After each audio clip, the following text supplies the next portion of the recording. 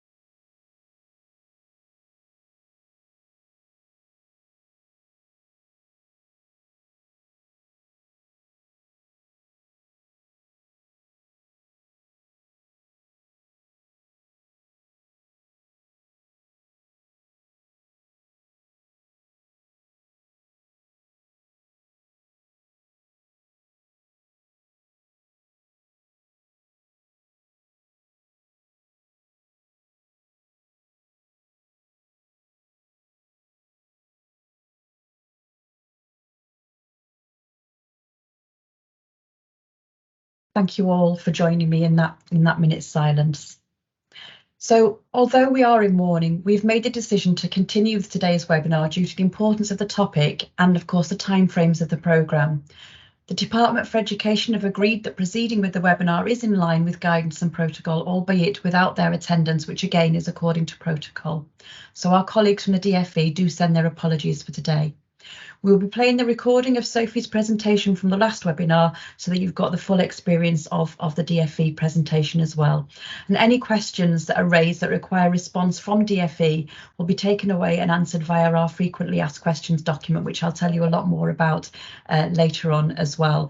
We will try to answer all the questions that we possibly can, but appreciate there may be some that are specific to the department.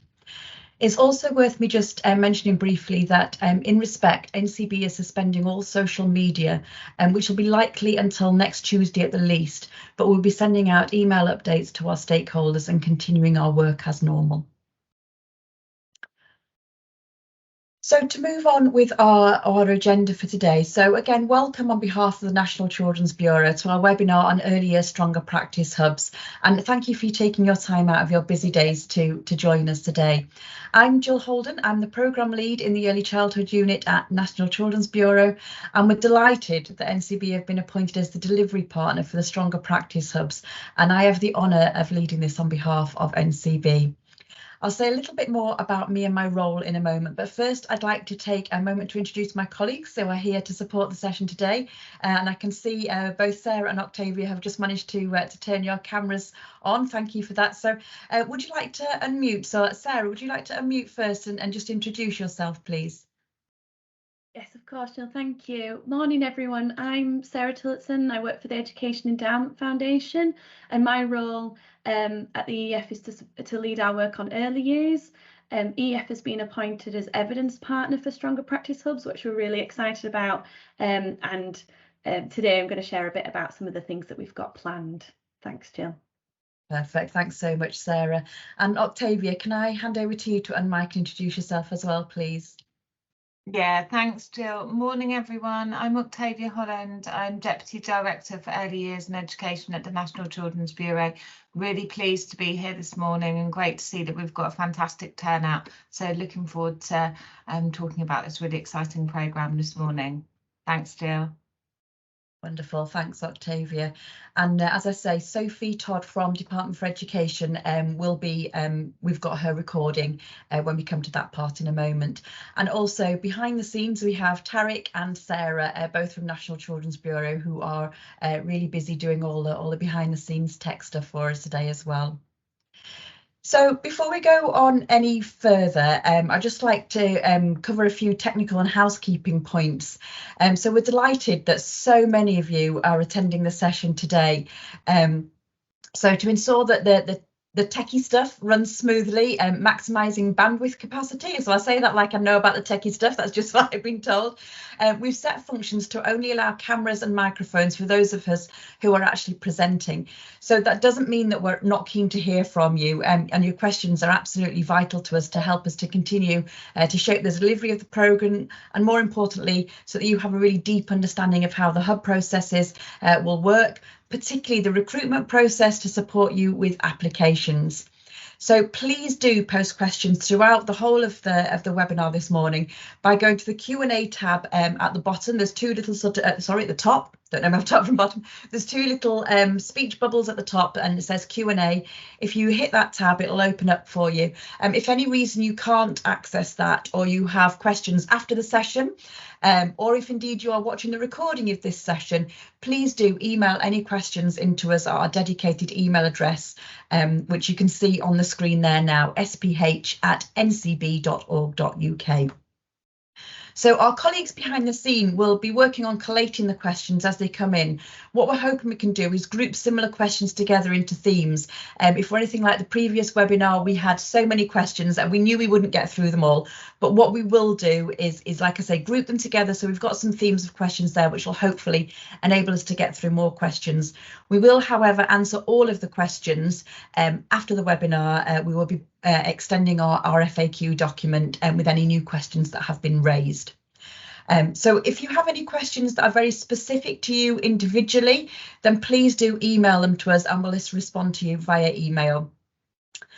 I've mentioned the FAQ a few times already, and you'll probably get bored of me mentioning the FAQ document. It's a huge document that's taken lots and lots of work, so please do utilise it.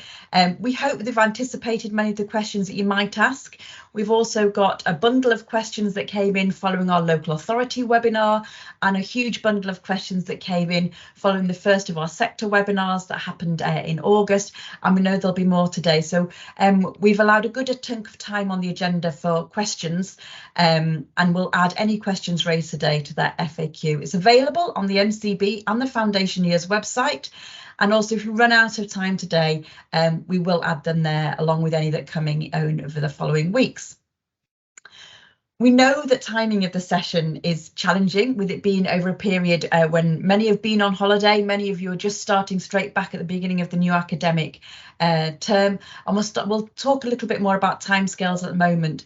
But to ensure that the messages are accessible to any colleagues who are not able to make it to one of our live webinars, we're recording this session as we did with the previous one, and we'll upload it as soon as we can to the Foundation Years website and to the NCB website.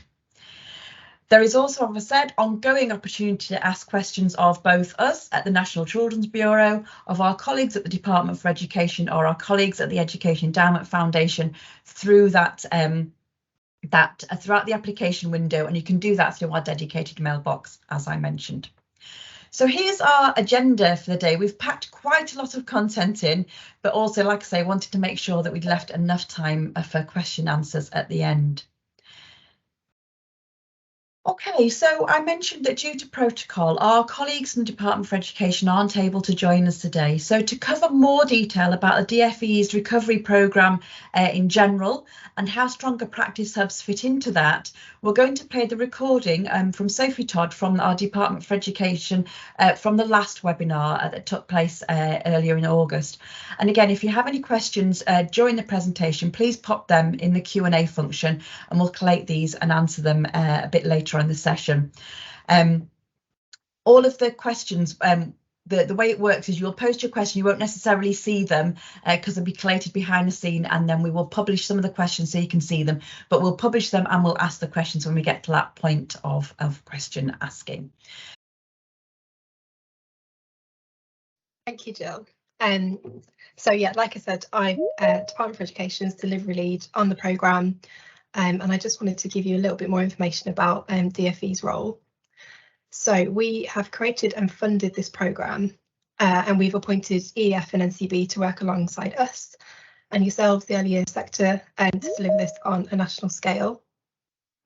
And it's just worth saying that this programme represents a really new and kind of exciting approach for the department, because we're funding a systems leadership approach on a national scale, which we haven't really done before in early years. And this is about kind of trying to create a system of leaders in the sector supporting others in the sector. But just going back in time slightly, I'd like to talk briefly about how the Hubs programme kind of came about, hopefully put it into a bit of context for you and explain why it's so important. So as I know you'll be really acutely aware, and as we know from research, the COVID pandemic has disrupted learning and development and exacerbated the outcomes gap for children who were, either born into or experienced their earliest years during this time. And on average, a child aged 0 to 4 lost 140 days of formal childcare up to March 2021. And as I know you'll know, it's had a particular impact for the most disadvantaged young children who've been kind of among the hardest hit by lockdowns and social distancing. So in response to all of this, the government has made up to £153 million available as part of the Early Years Education Recovery Package.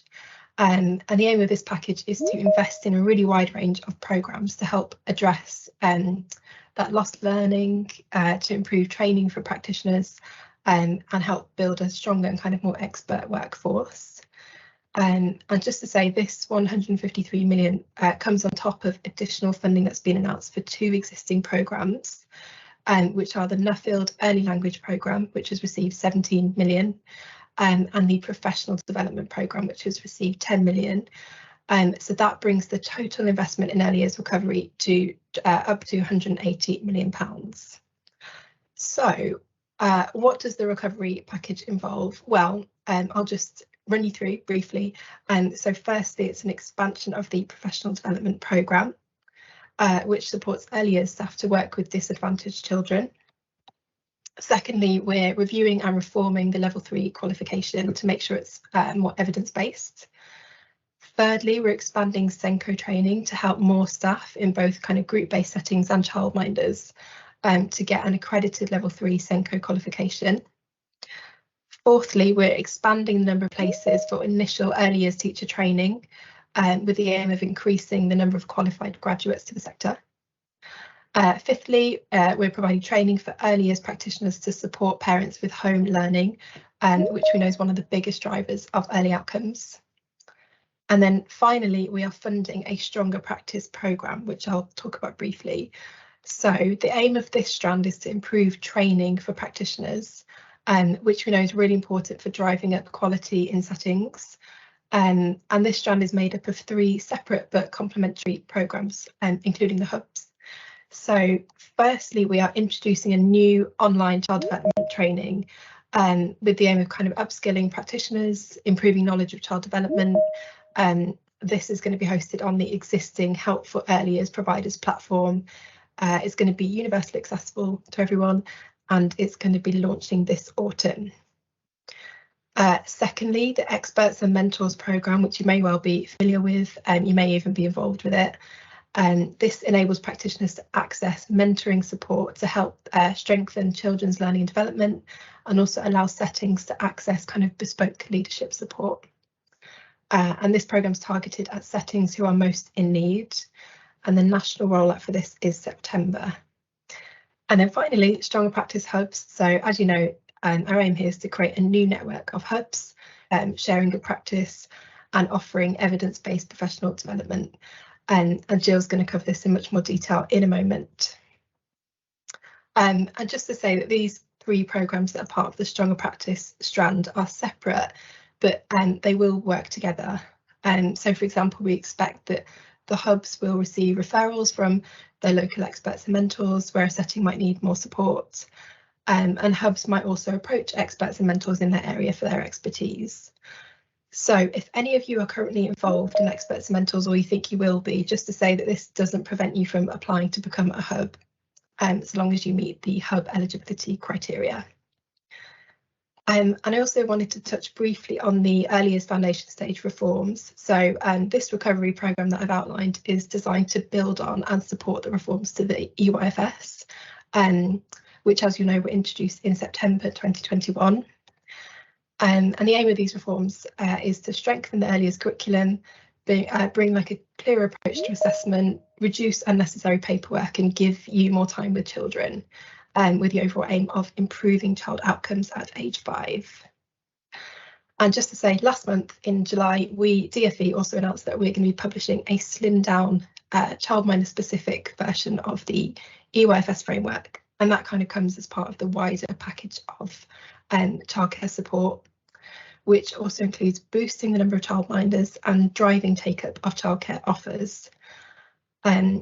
So I'm going to pause there. Thank you so much for listening. I know that was a bit of a whistle-stop tour of the recovery programme, but please share any questions on that. I'm going to hand back over to Jill now for a more detailed overview of the Hubs programme. So thank you for Sophie for recording that with us at our last webinar. That was Sophie's slide. Okay, so before we go on a little bit more, I just want to tell you a little bit about the National Children's Bureau. This slide here just tells you a little bit about us. So NCB brings together people and organisations to drive change in society and deliver a better childhood across the UK. We have a really strong ethos about being collaborators and conveners, bringing people together to influence both policy and practice. And our vision is for every child to be safe, secure and supported. As part of that, our mission is to build a better childhood for every child. And like I say, our ethos is very much to champion children and the importance of childhood, and children and young people at the very heart of all we do. And as part of that, the voice of the child is absolutely central. One of the things NCB is really strong at is bringing people together in a variety of different ways to share learning, support practice development. And this is one of the reasons that we're super excited to be delivering the Stronger Practice Hubs, because that's absolutely at the heart of what Stronger Practice Hubs are about. So this slide here it just gives a little bit of an overview. NCB has made up a number of teams, all of whom have a different but interlinked focus, and we call this the NCB Family. So you'll see here from a number of the logos that our family includes the Anti-Bullying Alliance, the Council for Disabled Children, Childhood Bereavement Network, and we also have teams in research and policy as well as our central core teams. So the team that I belong to is the Early Childhood Unit, so we'll be able to draw on a wealth of knowledge and experience within the wider NCB family throughout the Stronger Practice Hub programme, and I'll talk a little bit more about specific support later on as we move through this webinar this morning. So a little bit about the Early Childhood Unit. So although NCB works across the entire age range of children and young people from 0 to 25 years, NCB's work in the early years sector is led through the Early Childhood Unit, which focuses on children from 0 to 5 years. So the delivery of Stronger Practice Hubs sits within our Early Childhood Unit. We care passionately about high quality inclusive early years sector, and we're champions for early years professionals and the great work that you all do. And we always work in partnership with children, parents and professionals. So just wanted to pop up a quote here from Anna, our CEO. So as I mentioned, NCB are delighted to be delivery partner for Stronger Practice Hubs, and Anna's quote here just echoes that as well, really. So I'm now going to give you a bit of an overview of Stronger Practice Hubs and talk about the vision for Hubs, the eligibility criteria, and more importantly, how you can apply to be a hub. So the vision for Stronger Practice Hubs. So Stronger Practice Hubs will launch in November this year, November 22, and as I've already touched on, the programme aims to support settings to address the impact of the pandemic on young children by sharing effective evidence-based practice and building lasting local networks, or indeed utilising and building on existing local networks. It's really worth noting here that the programme is absolutely not designed to duplicate or diminish any existing support structures where they already exist. The aim is to complement and enhance what already exists, but we're aware that what is available across the country is quite variable. So the hub model works directly with the sector on a systems leadership approach with strong settings, providing support for other parts of the sector. And as I've said already, NCB prides itself on our ability as an organisation to be conveners and collaborators, finding ways to bring people and organisations together for a shared outcome. And this is one of the many reasons that we're so delighted to be delivering the programme. You know, for years, we've been talking about how we can encourage and empower the sector and give you a voice. What we can do to enable more effective peer network, which really breaks down the barriers across provider type. Support that is really driven by the sector supporting one another. And this is the exciting vision for hubs.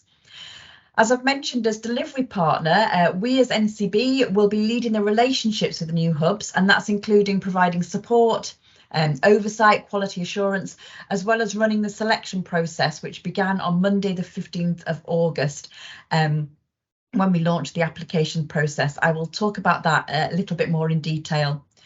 We'll be supported by the Education Endowment Foundation, who will be our evidence partner for the programme.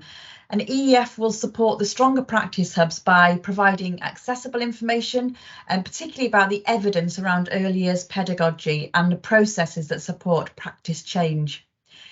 EEF will support Stronger Practice Hubs in their approach to communicating, engaging other settings who are implementing these evidence-informed practices, for example, through exemplification, professional development programmes, etc. I won't say any more about EEF's role at the moment, as I don't want to steal Sarah's part, and Sarah will talk to you more about that in detail shortly. So the network of Stronger Practice Hubs will bring together the sector, developing a shared language and understanding of evidence-informed practice.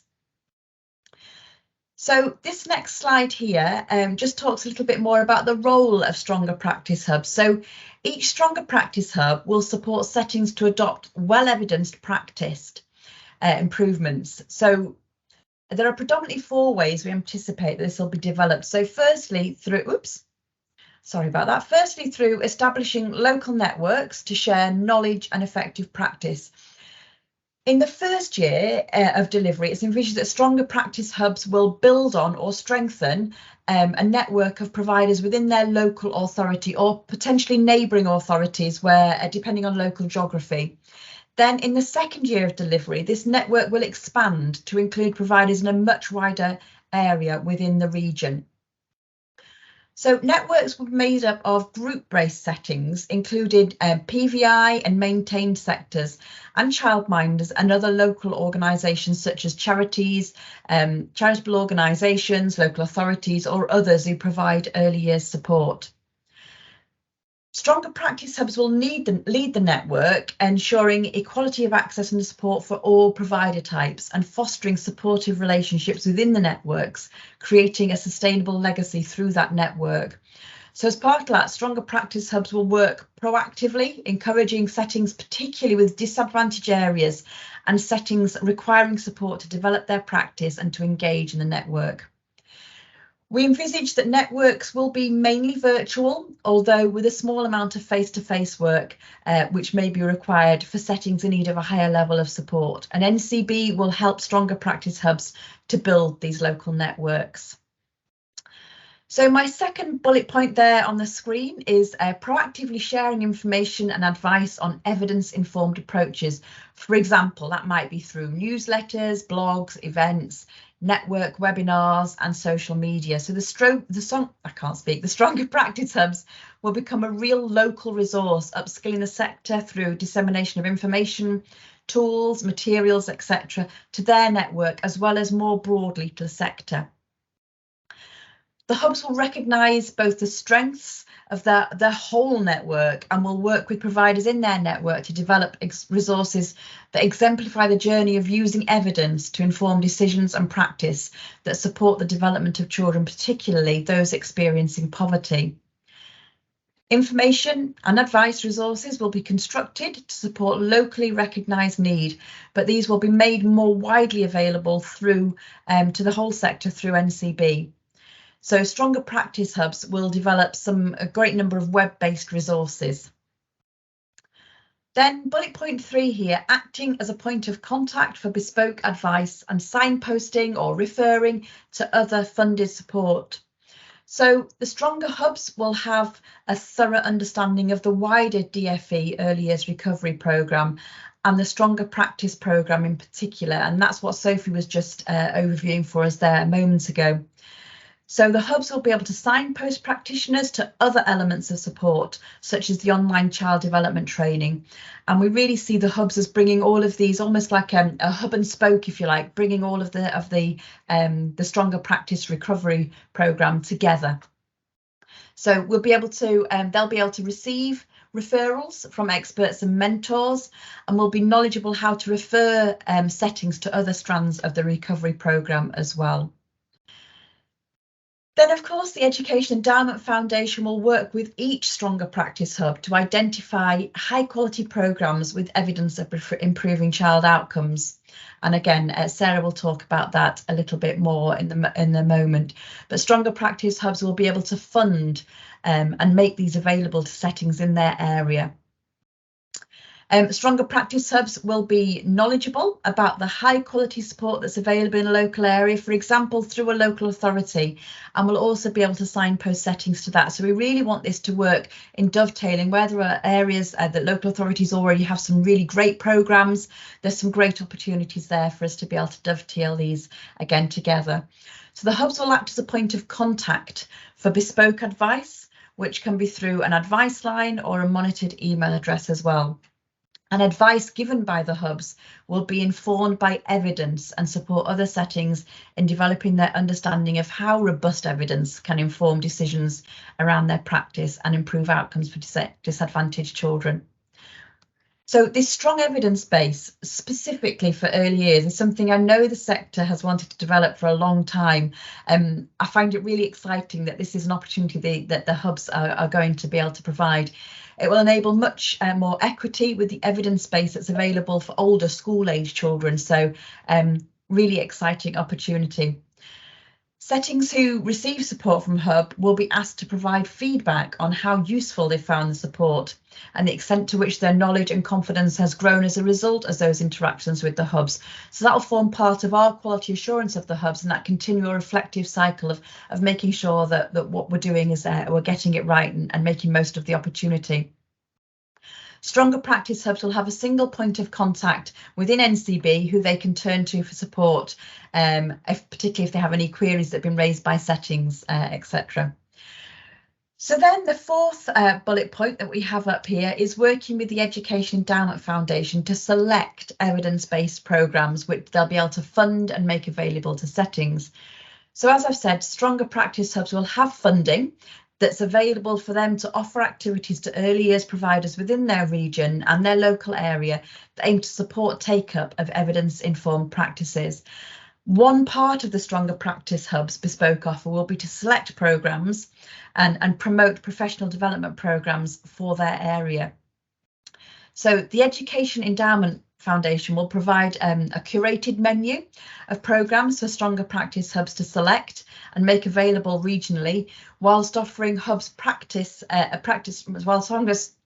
offering Stronger Practice Hubs, I can't get that the right way around today, can I?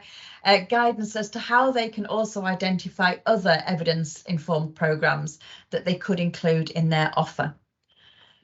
To enhance the quality and quantity of the research implemented in early years sector, the EF will also fund research activities to evaluate the delivery and the impact of these professional development programmes and ensuring that lessons are collated and shared more widely.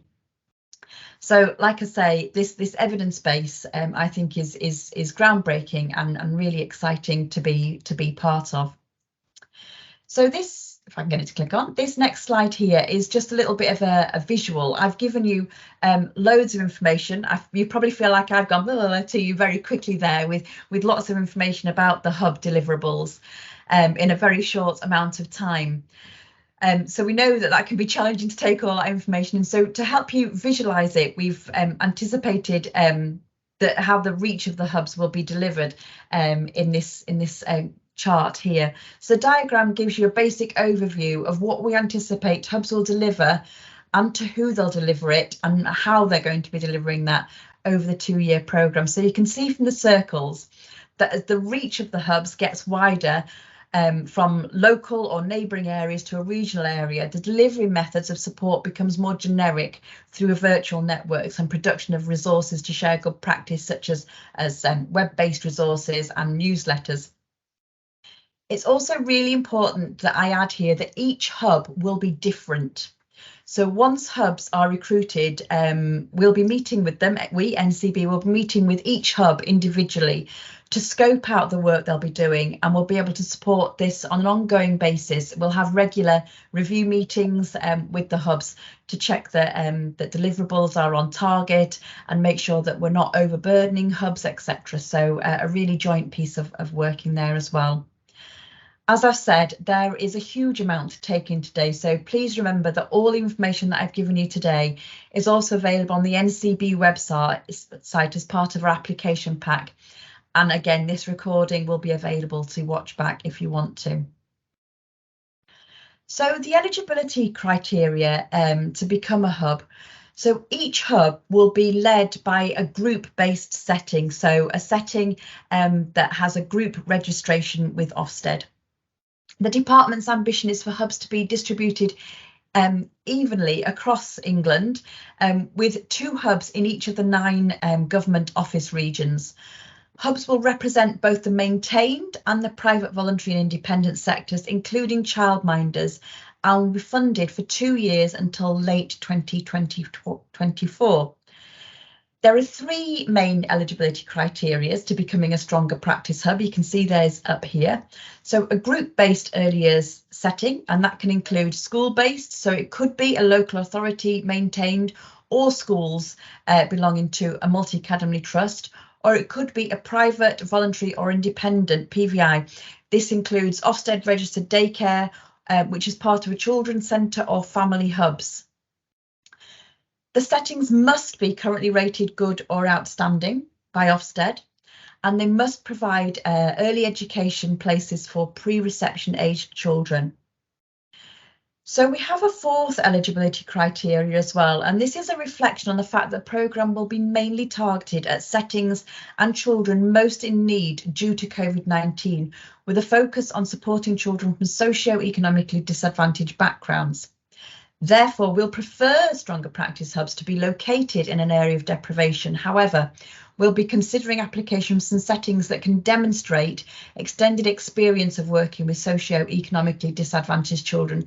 So we appreciate that sometimes where the actual building of a setting is might not necessarily be in one of those areas of disadvantage, but very much might be supporting those children. So we will, of course, be looking at those applications also. We'll be really pleased to welcome applications from partnerships, and the lead partner will need to be a group-based setting. Each of the 4 other partners, of which there can be up to 4, like I just said, must be an early years provider, and we'd really like to encourage childminders to be part of a partnership. So there's 2 ways to apply, either as an individual setting, and that will talk about how you will reach out to others as part of your network, or as a partnership application. So just to sort of reiterate that bit, a partnership application will be a maximum of 5 altogether, one of which will be a lead setting. So the lead setting will submit the application and the partners will be part of that. So applications that span both the PVI, maintained and childminding settings will be looked upon favourably, since the programme seeks to encourage collaboration between different setting types. And of course, special schools are very welcome to apply as part of the partnership. So an exciting bit, how can you apply? So the application process runs from 15th of August until the 23rd of September, and applications are open until our deadline, which is at 12 noon on that Friday the 23rd of September. So queries regarding applications can be raised directly with us on that dedicated email address that I mentioned before. It's up here again on the screen, sph@ncb.org.uk. So today is the second of 2 webinars that we've held. We purposely kept one back for September and held some places back for colleagues who were on summer break. So hopefully managed to get as many of you in here on the live webinars as possible. Those of you who couldn't make the live webinars, like I said, they are both recorded and will be made available very shortly. The first one is already up there on our website. And we are taking any further questions all the way up until the end of the application process, if anybody has further questions. And that is questions both for NCB, for DFE and EEF. So please do send those in. So we welcome early applications, although they'll not be considered any differently. The recruitment and selection process will begin on receipt of first applications. So we've already started that. We've already got a good number of applications in, which is super exciting. But of course, all applications submitted by the deadline will be considered. Our process then is that by mid-October, stronger practice hubs will be selected and successful applicants informed. And then by November 22, successful applicants will begin operating as stronger practice hubs. So we'll be talking about launch events and that sort of thing, looking towards November. So the applications process, we have a 4-phase selection process that will take place, and that's including a written application, an online interview for those that we've shortlisted at application, then a site visit for those who've been shortlisted at the interview stage. Then finally, we will be undertaking due diligence checks, and we'll also be asking for a statement from the local authority as part of the application process, and I can talk about that a little bit more. So the online application form. So Stronger Practice Hubs has its own dedicated web space as part of the NCB website, and you can see the link here at the top of the screen. There are 7 pages which contain all the information you need to be able to apply to be a hub. And here you'll see I've taken a screenshot of the section with the downloadable resources which are there to support the application process. The actual application form is an online web-based form, and that's really important that you note that. So I'll talk you through that in a moment. But we thought it would be useful so that you can read all of the questions together and prepare for what you want to write in them, and which element of the form you want to put what information wherever. We've uploaded a PDF version of the application form, and it's here. You can see I've got big bold. It's for information only, and that's in our supporting documents on the website. So can't reiterate enough, please don't use that PDF form to apply, because it's only through the online process.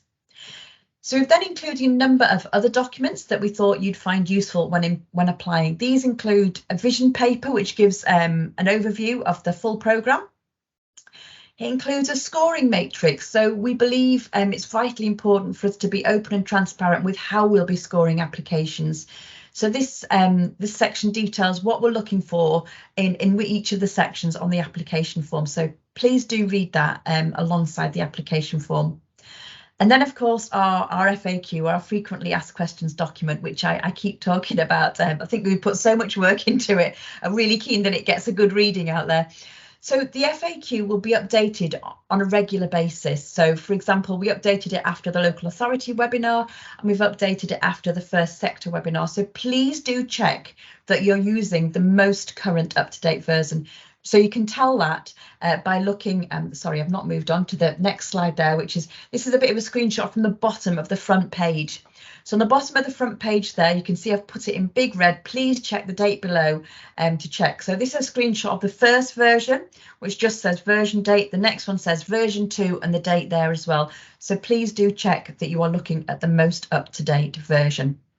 Only the most up-to-date version will be on the website. So if you've gone straight to the website and got it from there, it will be the most up-to-date one. So once you've scrolled past all of that supporting information there, you'll see, whoops a daisy, apologies, you'll see that big pink button I've done a big pointy finger to that says apply now, and this will take you through to the first section, which is the eligibility check. So you can see here it's basically a simple yes and no eligibility check.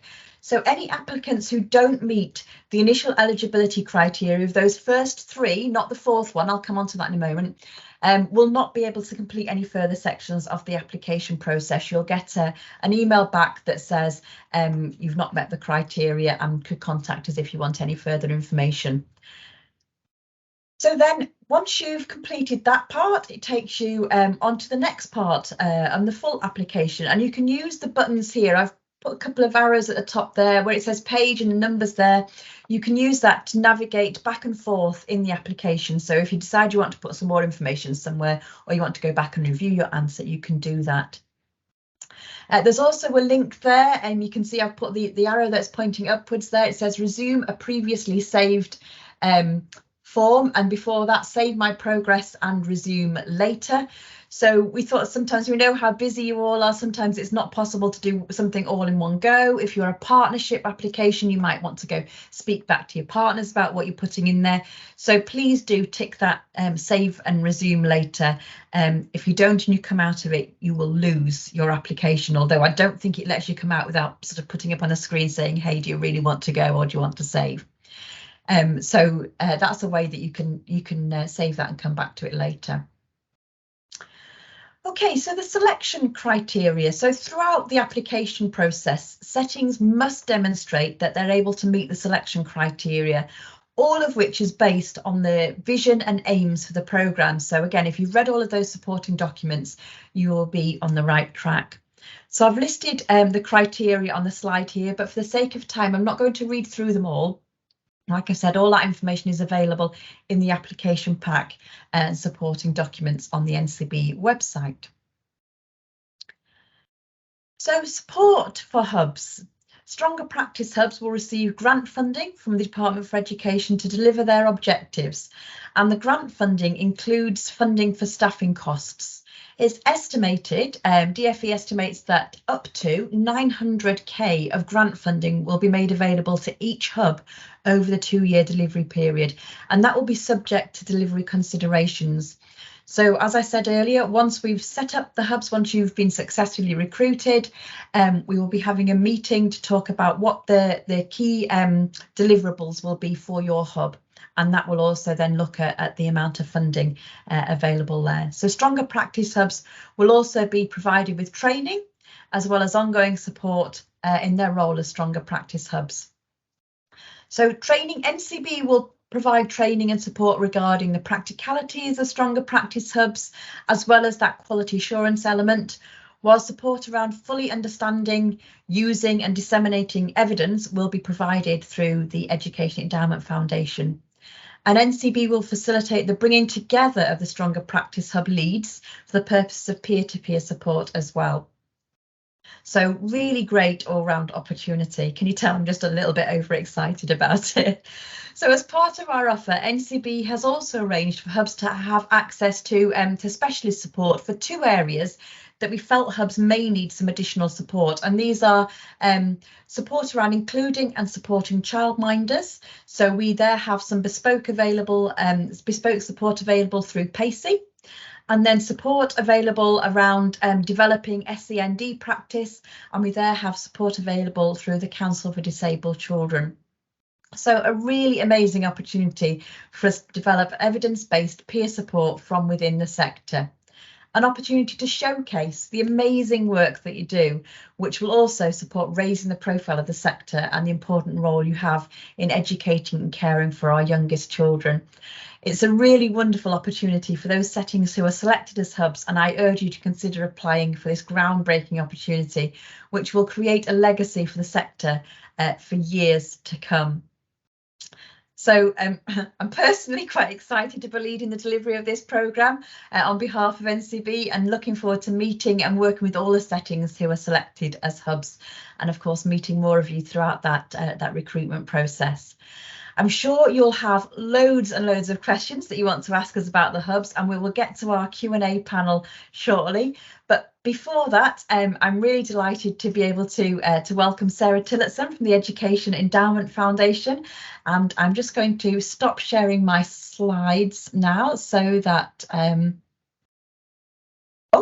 has that automatic? Oh, Sarah's taken control. I love it. Well done, Sarah. Fabulous. Great. Thanks, Jill. So I'm going to hand over to Sarah now to talk about EES part of the programme. So over to you, Sarah. Thanks ever so much. Great, thanks so much, Jill. So like we've pointed out earlier in the presentation, EEF has been appointed as evidence partner for Stronger Practice Hubs, or the Stronger Practice Hubs work.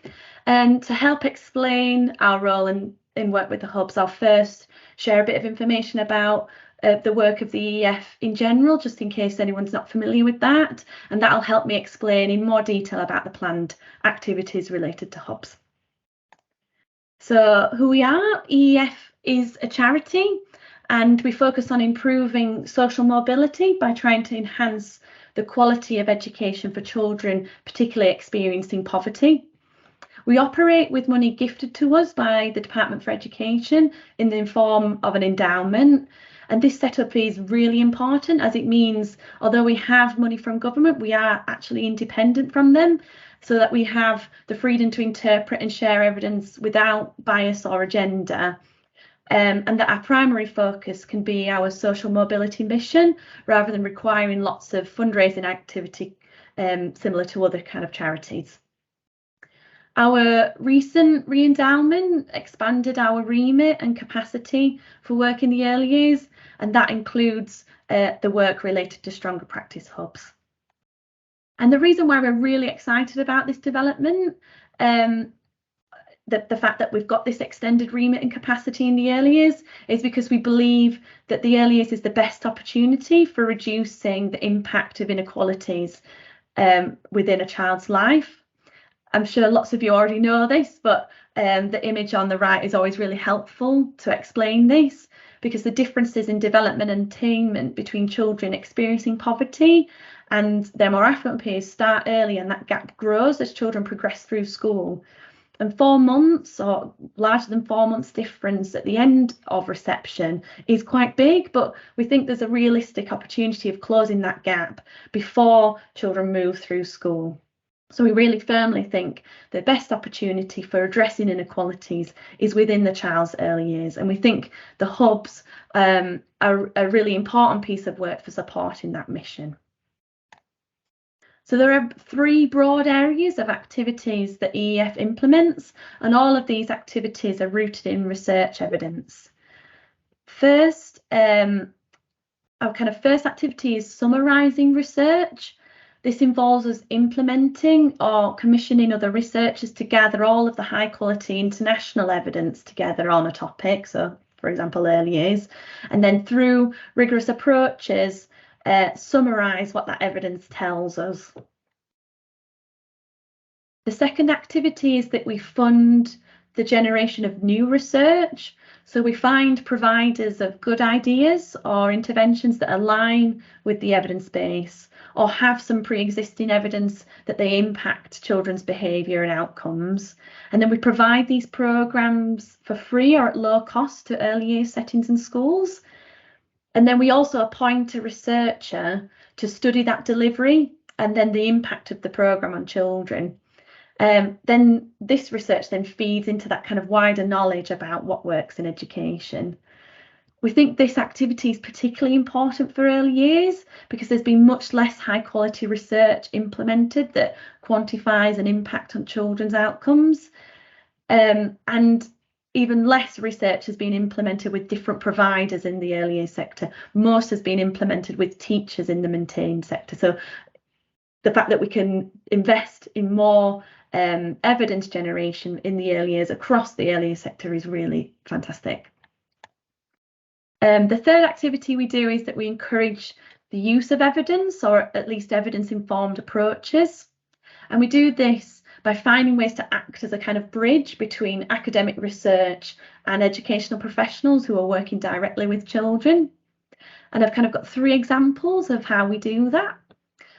One example is that we kind of translate and repackage information from those evidence summaries that are highlighted in activity 1, making them into materials that are easy to understand and get recommendations from for busy people who are working with children. So an example of that is something like guidance reports, which we put together. Another example is that when we find a programme like those I explained in Activity 2 that genuinely improves children's outcomes, we support organisations to find a way to bring that programme to more staff and children so that people have something to implement that is supported by evidence. And the third example is that we fund a network of schools called Research School Network, who are system leaders in sharing their journey of how they use evidence alongside professional judgment to inform decisions and practices they're implementing in the classroom. And so the reason why we're excited about the Stronger Practice Hub's work is that we think it facilitates the expansion of all of these activities, the expansion of summarising evidence for early years, generating new evidence, promoting the evidence use in the early years sector. We think these are all really important things that the Stronger Practice Hub's work can do and that we can support. And this has the opportunity to raise the profile and expertise of the sector. So we think it's a really great opportunity. To go into a little bit more detail about our role explicitly in Stronger Practice Hubs as evidence partner, firstly, our role is that we're involved in sharing our knowledge and expertise in establishing and encouraging a sector-led structure for sharing evidence-informed practice. We've learned a lot from doing this predominantly with schools over the last 12 years or so. And of course, the early sector is quite different from schools, so there's lots of opportunities for new learning, but we're hoping that our experience can help start the programme off from a good base. Our second role is to develop a framework. We need to get a different name for it, but framework is what we're using at the moment. And the framework will support the activity of the hubs to share information about evidence-informed practices. So our aim is to provide a place, or the aim of the framework rather, is to provide a place for the early years sector to go for evidence. And we are aiming to ensure that that information that's shared is useful and accessible to an early years audience.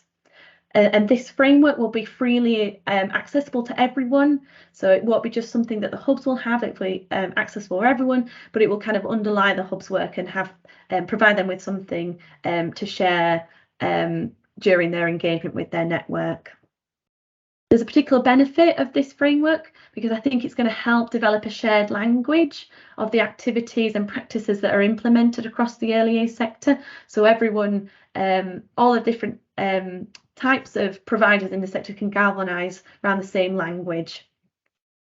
And the framework is going to kind of have two elements to it. It's going to summarise the practices that staff can implement to support children, but then also the practices that can be implemented to support staff development. And we're developing this framework at rapid pace. Different aspects of the framework will be ready at different times over the course of the next 2 years. And the kind of benefit of doing it over a 2-year period means that we can engage with the early years sector and with the hubs to enrich the framework and collaborate on materials. So it'll be a live resource that will be kind of added to and changed over time. It won't be something static.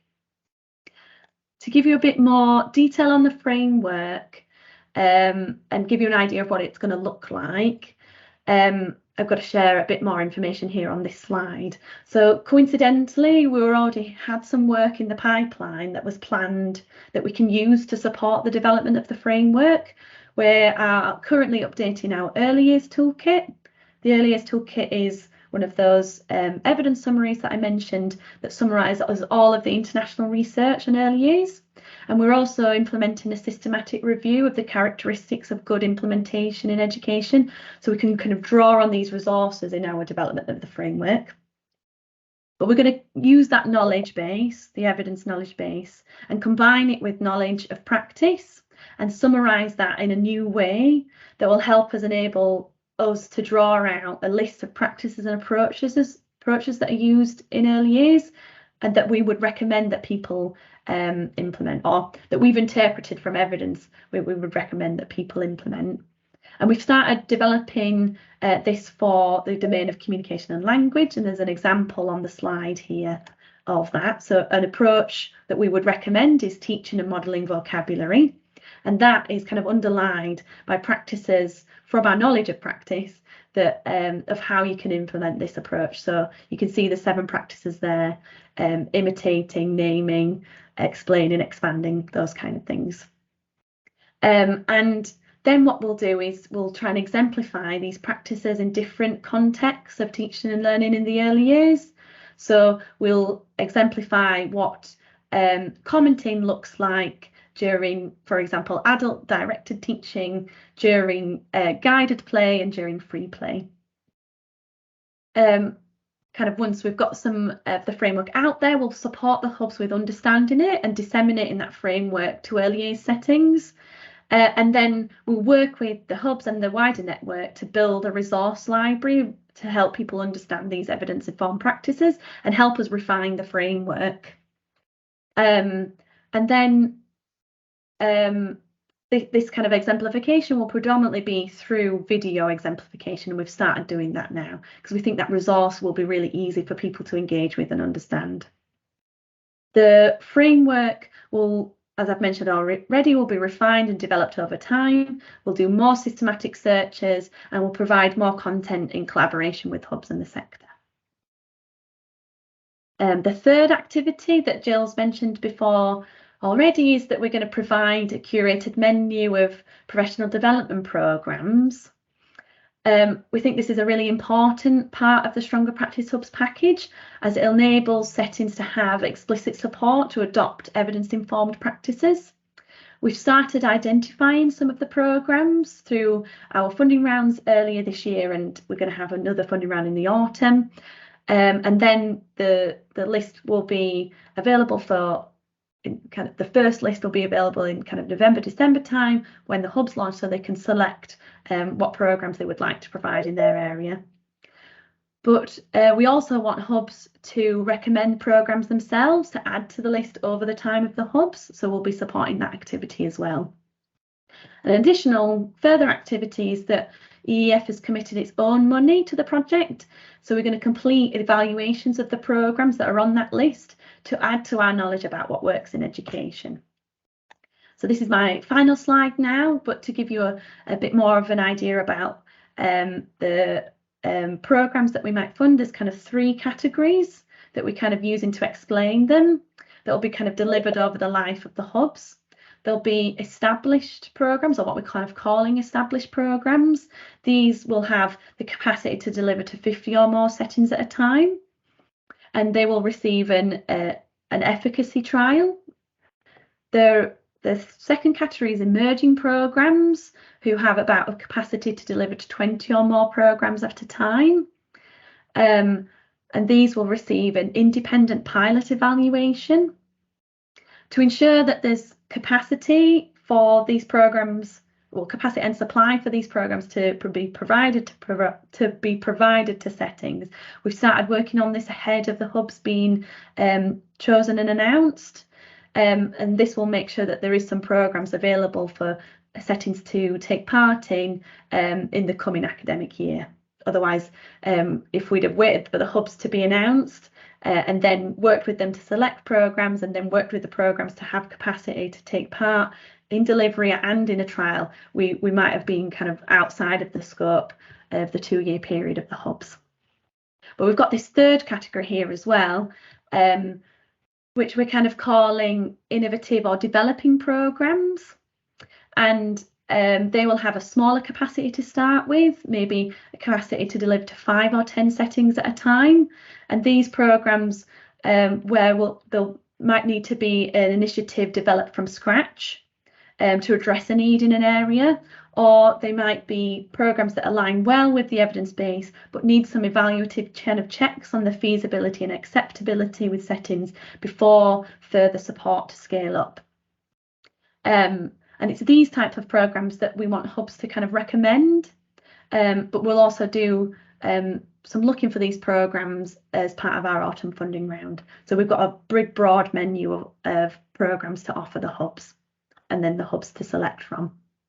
So A useful activity for prospective hubs would be to gather local intelligence on needs in their area and what programmes are kind of happening in the area that could be expanded through this hub delivery. That's all the slides for me, so I'll pass back to Jill now. Thank you. Wonderful. Thank you very much, Sarah. That was really, really helpful. And thank you to people who have put questions in the question box. I understand there might not be a huge amount of questions there so far. So I'm now going to hand over to Octavia, who can introduce the and chair the question and answer session for us. And we've all got our cameras on ready for that. I will just point out that I've put up on the screen there, which I'll take down shortly, again, our email address there if people can't manage to get the Q&A button to work as well, but I will stop showing that now, so you've got us all there for the panel. That's Fabulous. Lovely. Thanks, Octavia. So thanks, Jill. That's brilliant, and it's really good to hear that overview. It's not the first time for me, but I still feel like I learn something every time, so it's really good to have such clarity of information. We have only had one question that's come in during the event. If you do have questions, please do pop them into the Q&A. You should be able to see the little button and put them in. I'm sorry, but we haven't got the functionality to answer questions where people have raised their hands. So do just pop your question in writing and then we can take it.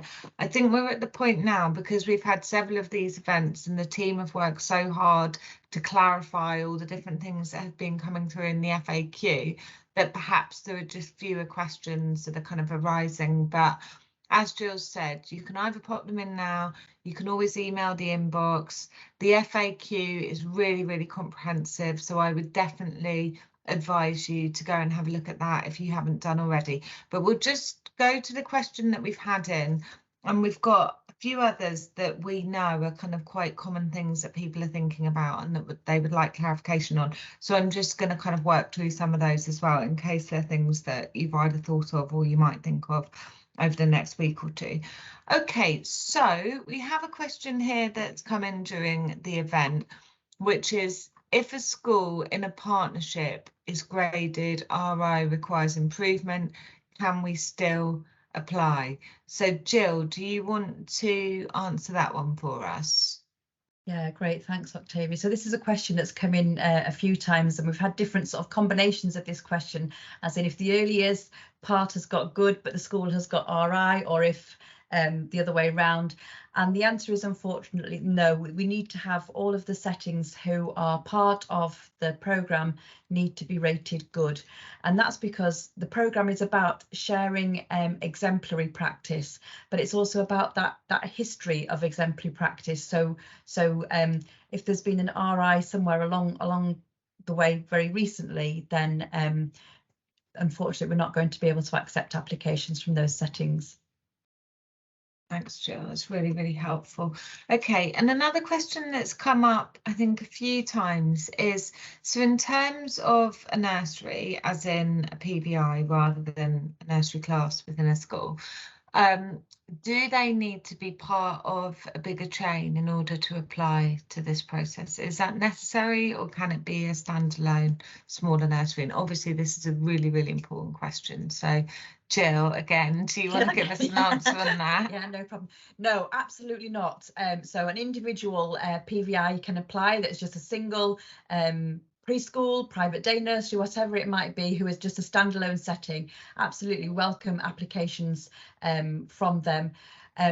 Bearing in mind meeting all of the eligibility criteria and the workload involved around hubs, but yes, please, we do very much welcome applications. And that can, as I said before, I'll just reiterate that partnership application. A setting can apply to be a hub on their own, and as part of that, in the application, you'd need to demonstrate how you are going to network with other people within your region or more widely, so what connections, etc., you already have. Or a setting can apply as part of a partnership. So a partnership application that is up to 5 settings who've got together, and that can include childminders, it includes special schools. partnerships that cross the sector, so cross PVI and maintained and childminders, is something we're really keen to encourage to be part of it, because that's already set that ball rolling for that cross sector working. So yeah, there would need to be one lead setting, but then the other 4 who would submit the application, the other 4 can be part of that application as well. We'd expect them to, you know, to have those discussions about selling the benefits of all of those different settings as part of that one application form. Hopefully that's made that a little clearer. If, however, there are people who've got individual questions who don't quite know where you fit, you might have very specific, please do email those into us directly, and we're very quick at responding to emails in the Stronger Practice email address. So yeah, if you've got individual queries like that, do drop us a line. That's brilliant, Jill. Thank you. And we've got a good flurry of questions coming in, which is fantastic. So thanks everybody who's done that. I can see that someone's just put their hand up. So just to reiterate, if you didn't hear me say, we haven't got the functionality to be able to kind of bring people in to actually ask the questions verbally. So please do put your questions into the Q&A section. And if for any reason you're unable to do that, you've always got the opportunity to email in, but I'm really pleased we've got some things coming through here. So this is really related to what Jill was just talking about, but we've got a question here which is about if a setting can be part of a hub when they have a need to improve their practice, or is it just for settings which are exemplary? So in this scenario, this sort of situation that someone's describing, the score is rated good, but we would love to improve and see examples of exemplary practice. So, I mean, I'll just kind of respond to that initially, and then either Jill or Sarah obviously come in. But I mean, I think as has been made clear in all the sort of documentation around the application process, we are looking for lead settings who are able to really kind of fly the flag on this and can demonstrate that you've got really good practice, good understanding of evidence, good networks locally, and all of those kind of things. So it's really a kind of question for the school or for the setting, whether you feel you're in that position and you can kind of meet that criteria. You've got the good Ofsted rating, so in terms of the criteria, you're sort of meeting it in that sense. But then obviously there's a further judgment about whether you feel able to take that leadership role locally, but then you can still be part of the hub network, and we would, you know, very much hope that you would still be part of that hub network and be able to benefit from all the peer-to-peer support and the kind of leadership that the key organisation will give. So hopefully that kind of clarifies that a little bit. But do either Jill or Sarah, do you want to just expand on that a bit?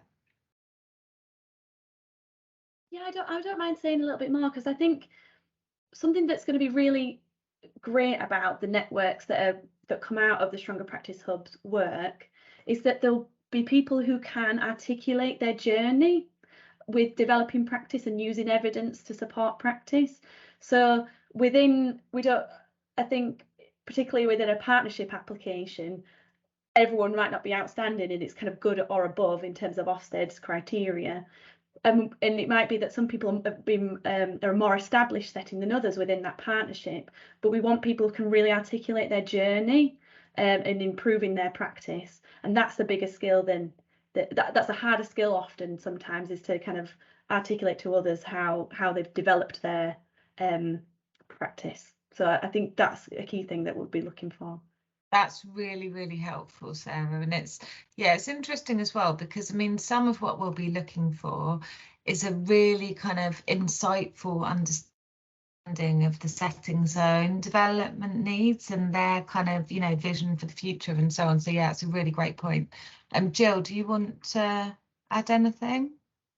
I don't think so. No, I think you two have covered that beautifully. Yeah, thank you. Right. So we've got a few more questions that have come in here, and some of them are sort of quite specific, but I think they're really, really important questions. So I've got one here about if there is a greater need within a designated region, will there be potential to establish more than 2 stronger practice hubs? And then a question that I think we take at the same time in relation to that, which is there only one round of applications, or will there be an additional round in 2023? So Jill, do you want to have a go at that? Yeah, Brilliant, thanks Octavia. So at the moment our guidance is that we're looking for 2 hubs per region. However, we also recognise that the regional demographic breakdown of the country isn't necessarily equal across all of the regions. So that is something that we do have some element of flexibility to look at, and we'll do so as part of our process. So on the application form, you'll also see there is a part in there to put, I'm pointing with my pen as if I've got there's a part on there to put which of the 9 government regions the application is coming from. So as regards the second question there, so we've got this recruitment round that is currently open. Our ideal would be to get the 18 hubs recruited as part of that. However, we do have sort of a clause in there where we can recruit a minimum of 12 at this stage and then recruit the further required settings early on next year. So very much depends on what comes in, the quality of the applications, the geographical spread, the spread across sector type, etc. as well. So a little bit of a known but unknown, if that makes any sense. Yeah, it's really, really helpful, Jill. Thank you.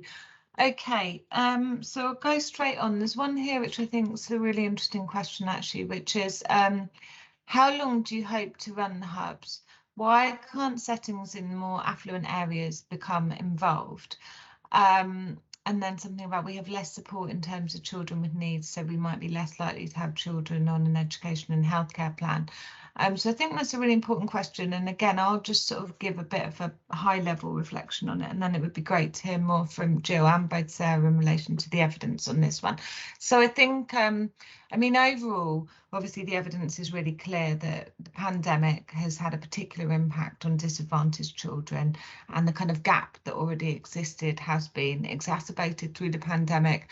And it's a key priority for the Department for Education to try to close that gap between disadvantaged children and their peers. So that is why this programme has a particular focus on trying to reach the children who are most disadvantaged. There is a bit of flexibility in the application forms, so you know there's guidance and so on in terms of how you can demonstrate that your setting is within an area of disadvantage and the kind of data and so on that we'll be looking at. But there is also an opportunity for you to be able to kind of explain and demonstrate how you feel you do have an impact on children who are disadvantaged within the area. So there is a bit of flexibility there, but I think in policy terms, it's really, really important that actually this funding has an impact on children who are the most disadvantaged, and they are, you know, they are the ones who we clearly do want to reach. So that's why it's got that overall kind of policy objective. But Jill and Sarah, do you want to say a little bit more on that? I don't mind saying a bit extra. I think you covered it really well, though, Octavia. We've got to think about the fact that this money has been awarded as a part of a recovery initiative.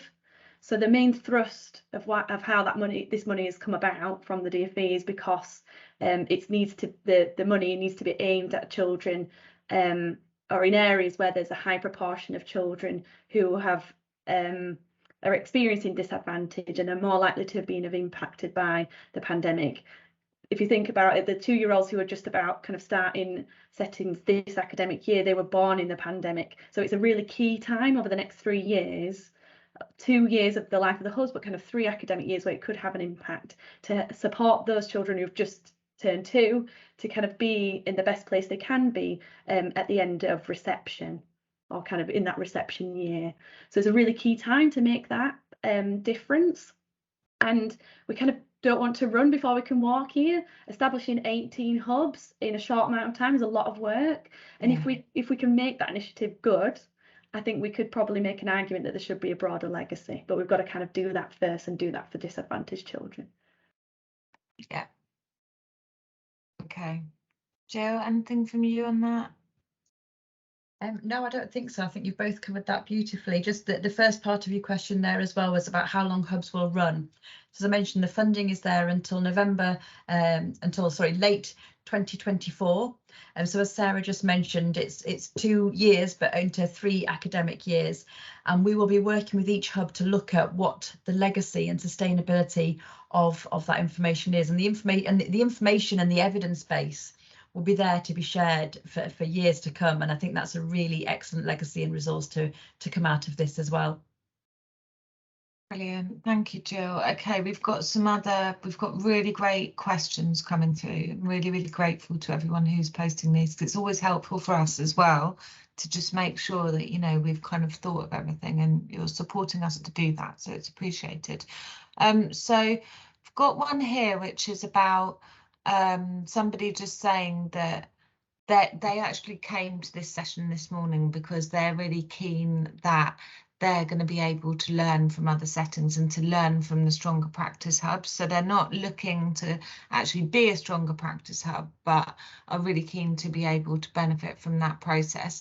And they've actually said, you know, am I kind of supposed to be in this meeting? So just to kind of answer that, it's brilliant that you have come, because actually what we want is for these hubs to have the maximum possible impact. So even if it's not kind of exactly what you're expecting, hopefully it's still been helpful in terms of clarifying the overall process. But then I think that leads on to a really important question about how different settings and providers within an area will find out about their Stronger Practice Hubs. We've had a couple of questions on that. So how will, once we've identified the hubs, the settings that are going to become hubs, and then, you know, they're establishing themselves as hubs, maybe we could just talk a little bit about how that will be communicated to providers in the area, how they will find out about it, and our kind of expectations about that. So Jill, do you want to have a go at that one? Yeah, sure. So, I mean, absolutely. And just to echo Octavia's point, that we're really glad whoever submitted that question that you are here. And it's really important that we have that broad feed into how we develop and grow the hubs. So yeah, once the hubs are selected in the areas, we'll be working with both the hubs and the local authority area to look at how we can manage to get that information out.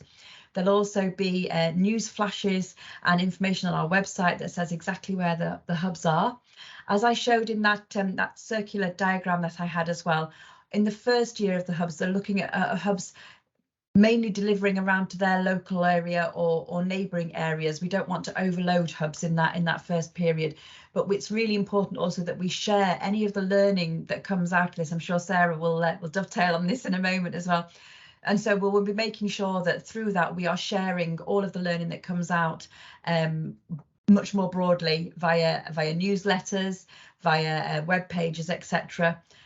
So yeah, we really hope that every setting in the UK can benefit from the information that comes out of it. Brilliant, thank you, Jill. Okay, so yeah, it's funny that I sort of said at the beginning we didn't have many questions, because now we've got loads, which is fantastic. So I've got one here. In terms of being part of a multi-academy trust, we've got a few preschools attached to our schools. Would they be able to apply as long as they all meet the criteria? And then sort of the second related part of the question is, would we need to have strong partnerships with other provision in the area, or could this be something we highlight in the vision in terms of how we will do this?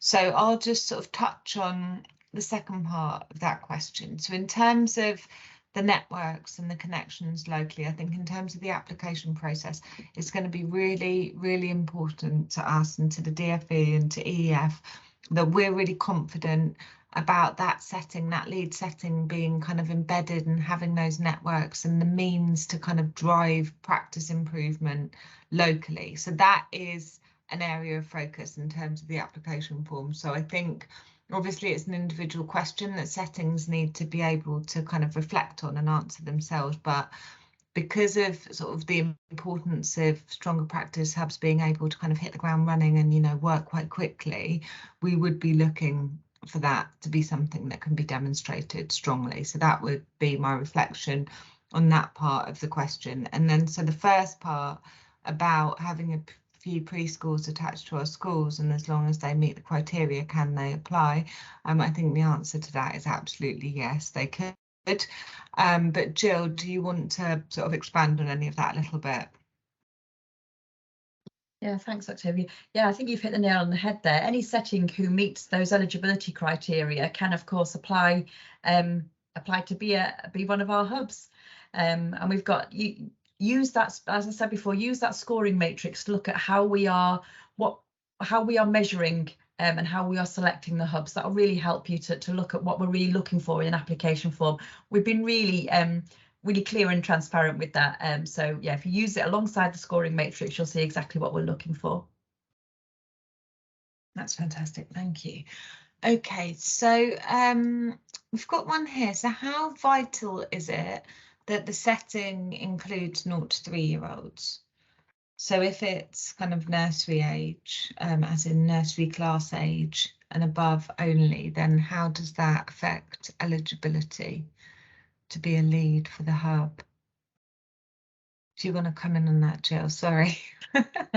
Yeah, I think Sarah touched on this before as well, in saying that we know the children who have been most affected by the pandemic, and so it's really important that, you know, the hubs are going to be those ones that are absolutely exemplary and have really got that breadth to be able to support all of the early years children. So yes, it is important that they have that knowledge and expertise around the younger children as well. Brilliant. Okay, thank you. Okay, so we've got one here, which again is really important, and I think it will allow us to sort of talk a bit more broadly. We've got a question here about from a particular local authority area, and the question is, there is an early years hub and network group set up already. Will this type of hub work with them as well? And yeah, it's interesting seeing that question actually. When I just glanced on it a moment ago, I thought, you know, obviously hub, the word hub is used to sort of explain lots of different configurations and groups of settings and schools and so on. So we will sort of need to be really clear nationally, but locally as well, about the sort of identity, I think, of the Stronger Practice Hub. But we absolutely have an expectation that the Stronger Practice Hubs will be able to kind of tap into and work through and work with existing networks and existing configurations and be able to kind of, you know, bring that together to really maximize impact. So it's absolutely not about sort of putting something new in place that's going to cut across everything else. And, you know, we've tried to sort of reflect that in the documentation, and I think it's important to note that the local authority is expected to kind of comment upon, endorse the application. So that's also part of trying to make sure that things are brought together locally. So that would be my reflection on that. And I think, you know, Stronger Practice Hubs have got a sort of very distinct remit in terms of making sure that the evidence is really embedded locally in order to drive practice. But we fully appreciate that there are existing networks and there are sort of local decisions to be made about how those things are brought together to maximise impact. So I think that's probably covered that one. Okay, so there's one that hasn't come in today, but we thought it would be a good one to answer because it has come up quite a bit. So if a setting has changed to charitable status, it's become a charity, and therefore it doesn't have a kind of current Ofsted gradings weighting, then what would that mean in terms of the application process? And I know, Jill, it'd be really good to hear from you because you've done a lot of thinking around some of these hurdles that could be coming up in relation to needing to have the Ofsted grading. So do you just want to talk a little bit about that? Yeah, thanks, Octavia. This is something that's come in quite a lot in lots of different sort of shapes, if you like. So we've had settings who have asked if they have just moved premises because their lease had expired or whatever else it might have been, or they'd re-registered, registered, like say, as a charitable status or become a limited company. Could they apply? Because in that process, they have lost their Ofsted grading that they'd previously had. So we've had some quite lengthy discussions with Ofsted about this, and some of those criteria actually come up as what's known as a technical re-registration, and in which case what we have agreed is we will consider each individual application separately. So if that's your situation, please do get in touch with us by email, because if you are ticking the box on the online form and you tick no to that, then it'll stop there. So you'll need to get in touch with us so we know, and then ticking yes, and then we can sort of cross-reference that you've had that conversation with us. So if you come under technical re-registration, we'll consider each of those. on an individual basis. So please do get in touch with us and let us know. And all the stuff that we've previously talked about those long-standing settings who have got steeped in excellent practice. We realise that there's some settings that very much fall into that category, but because of a technical re-registration, they don't currently have that Ofsted grading. So I hope that helps. Lovely, that's brilliant. Thank you, Jill. And we've got a few more that have come in by email, so I'm just looking at them on my phone at the moment. I know we've literally only got a couple of minutes, but let's see if we can whiz through some of these. So there's a question here about on the application part, on the application information, it says that you need the capacity to manage a large grant. Will this mean having a school or trust business manager? So I can answer that one quickly. I mean, we don't have a kind of preconceived idea about exactly how this grant is going to be managed and which, kind of roles need to be in place. But it does need to be clear that you kind of have the experience or the kind of capacity to scale up in order to be able to manage a grant of that side. So we'll need to be confident for obvious reasons that, you're going to be able to take that on. But exactly how that's done is not something that we would kind of prescribe nationally. There's a question here about why the programme doesn't include reception. It's part of the early years and obviously the EYFS, and we need to ensure smooth transition from nursery to reception. So Sarah, do you want to just say very briefly something about that from a kind of evidence perspective? As far as my understanding, that the lead applicant needs to have at least pre-reception provision. It might be that they have reception provision, but if they have, it's just making sure that if a school required, they didn't just have reception, they've got younger age groups, so that, as Jill mentioned before, that there's this broader understanding about how to support children across the whole early years phase. So I think, and for example, some of the programmes that we are putting on the list for Stronger Practice Hubs have the capacity to support reception staff as well, but they need to support across that broad age range. So it'd be a programme that would support nursery and reception at the same time, for example. So my understanding is that there's some support for reception anyway. Thank you, Sarah. Jill, do you want to come in? Just to say, yeah, that I know if our DFE colleagues were here as well, they would be talking about the other money and programmes that have been directly purely at reception. So we wanted to be able to make sure that with this programme as well, that there is that real emphasis on the younger children also to be able to access that. But like Sarah says, that shared learning will absolutely span all children 0 to 5. That's fantastic. Thank you, both of you. So one more, I'm probably going to get told off for taking this one, but I do think it's one that we should answer now, which is about childminding agencies. So childminders need to be rated good or outstanding to be eligible. Does this mean childminder agency registered childminders are not eligible for this? You've mentioned lots of different groups and organisations that could apply, but haven't talked about childminding agencies.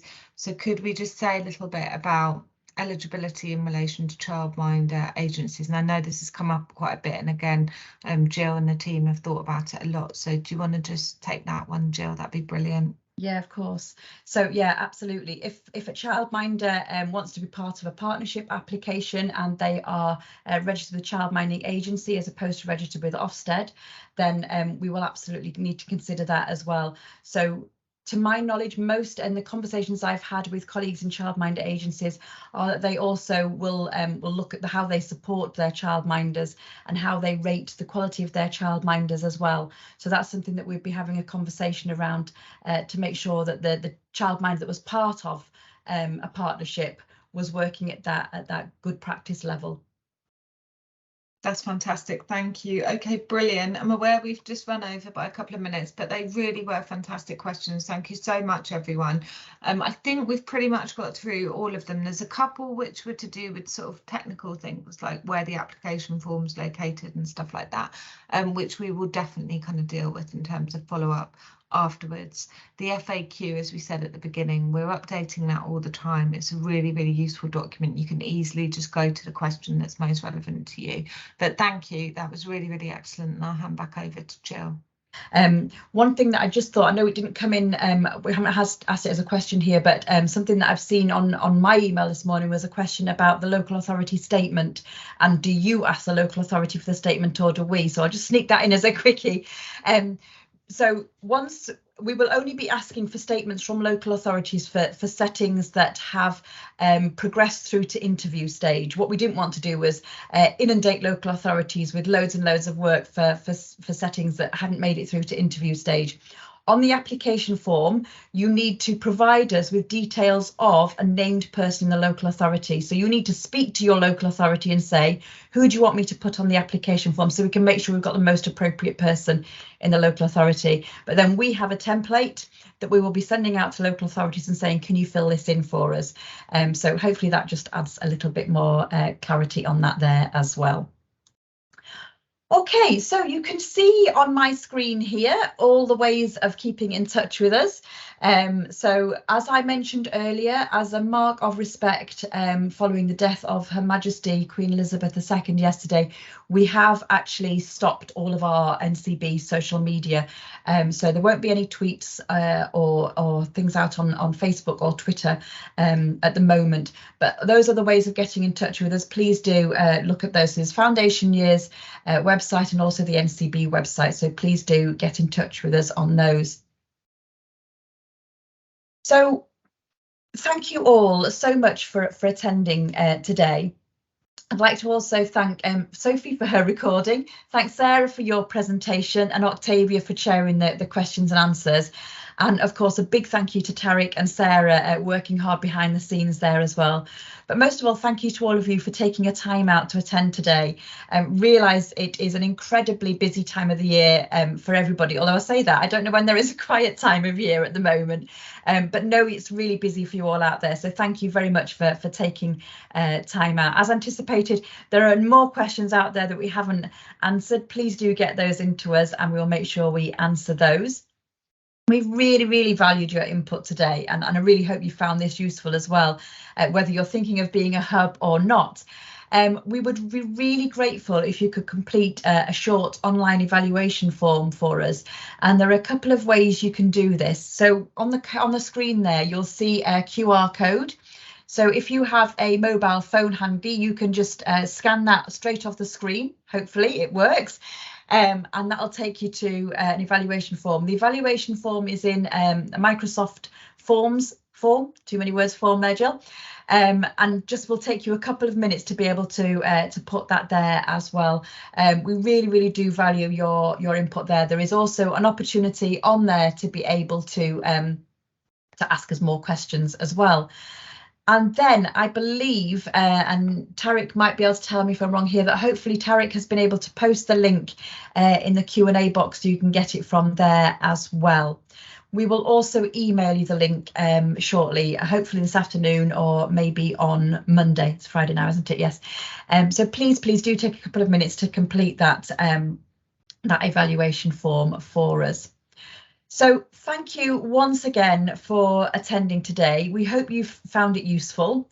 We very much look forward to receiving your applications and to working with you all and to working with all of the sector over the coming months and years. And again, for any colleagues who were unable to attend today, the recordings were posted up on the website at sometime early next week. So please do direct colleagues to view that as well if they want. Okay, so that's it from us for now. So thank you all once again and enjoy the rest of your day and the weekend. Thank you. Bye bye.